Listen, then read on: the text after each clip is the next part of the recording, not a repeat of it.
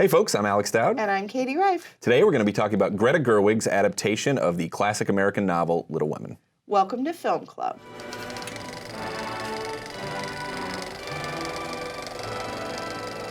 All right, so Dowd, we've got, our own special AV Club kind of blockbuster in theaters this Christmas, and that's a new Greta Gerwig movie. That's right. Now, you're a huge fan of Lady Bird, as am I. How does Little Women compare to Lady Bird? I think it's pretty great. I mean, I don't like it quite as much as Lady Bird, but that's a relative distinction in this case, I actually think Lady Bird is one of the better films of this quickly elapsing decade.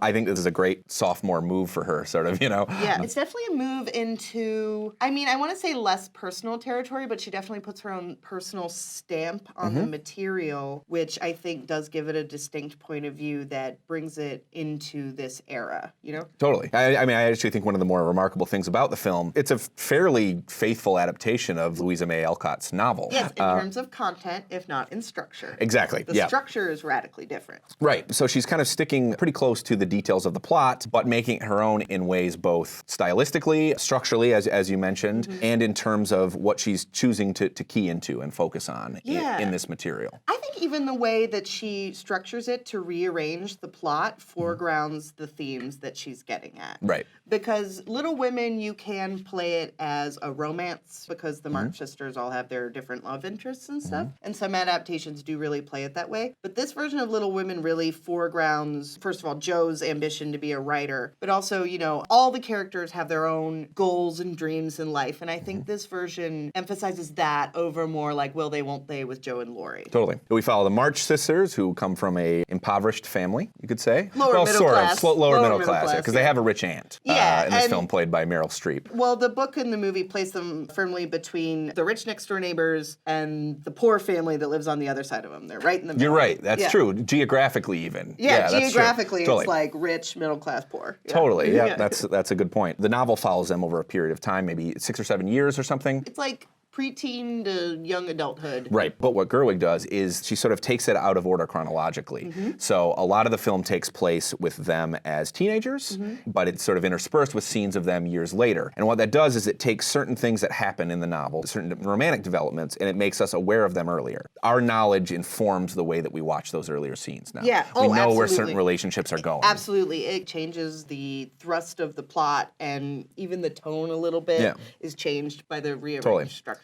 Now, when the movie first starts and you realize that this is what Gerwig is doing, I had a moment where when the flashbacks first started happening, I was like, wait, what year is it? But pretty quickly, I found that to be resolved. How did you feel about that? I agree. I was concerned at first because the first time we jump back, because I believe it starts in the later portion of the story and then takes us back. So we're like, oh, there's going to be a flashback structure. The first time we go back, it gives us a date stamp at like 7 years earlier or something. But then the next time it does it, it doesn't. Yeah, it just trusts you to follow it. It's like, you know what? We're going to be going back and forth. We're not going to tell you every time. And I was concerned at first that I was going to be lost by that. Yeah. But Gerwig does a lot of things to let us know instantly what time period we're in. Yeah. Some of it has to do with the quality of the light and the colors she's using. Well, and also that's an emotional thing because in scenes where, everyone's happy and together and full of love for each other, the light is very glowing and warm. There's this warm quality about it. Yeah, and when tragedy, strikes their lives, when they're in a bad place, the light is very thin and pale. Totally. I think the other thing is the performances, too, I think tell us almost instantly where we are in this story. Florence Pugh plays one of the sisters, and she's excellent. I think it might be the performance of the movie, although everybody's good in this. Amy is another character who,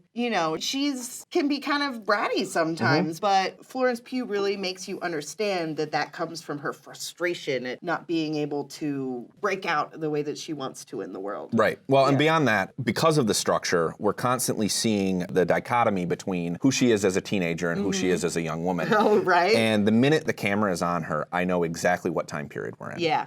I know when she's playing a teenager versus when she's playing a young adult. And I think the movie does that a lot, and I think the movie does that with actors. I don't think it's an accident that some of the core roles in this film are played by people who started their career when they were younger. Oh, like Emma Watson also. Emma Watson as well plays another one of the sisters, and she's going back to playing a teenager, but also playing a young woman, and the same with Saoirse Ronan as well, who plays Jo. Yeah, what'd you think of her lead performance as Jo? I think she's very good. I think that she threads the needle that anybody playing this character needs to thread between being kind of stubborn and frustrating at times, but being you're on her side at all times. Well, just those strong characterizations is, I think, a big part of what has made Little Women last as long as it has is that it's a lot like the relationship that the reader could have with their own siblings where it drives them completely crazy. Like a lot of these characters have things about them that can be very annoying, but in the end, you can't help but love them, which is, very much like being a member of a family. Totally, yeah.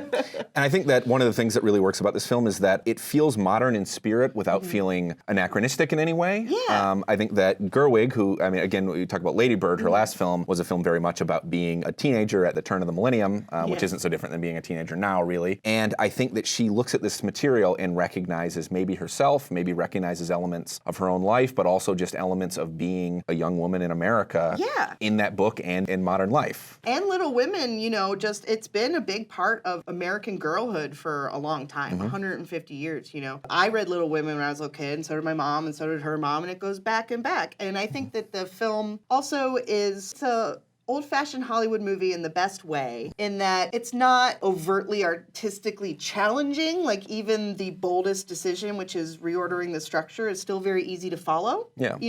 There's nothing that's like confusing about it at all, but the craft is like really, really high. Totally. Yeah. I mean, this is a studio film. I mean, it's opening wide on Christmas. Yeah. And it's not inaccessible. And I think this is a movie that a lot of people will probably connect to, but it's also made with a craft and artistry and a passion that you don't always see in studio filmmaking. Right. It's a great example of how something that's accessible and entertaining doesn't have to be junk. Right. All right, everybody. Thank you so much for joining us to talk about Little Women. And on our next episode, we're going to have a very fun and special surprise. Until then, I'm Katie Rife. I'm Alex Dowd. Thanks. Thank you.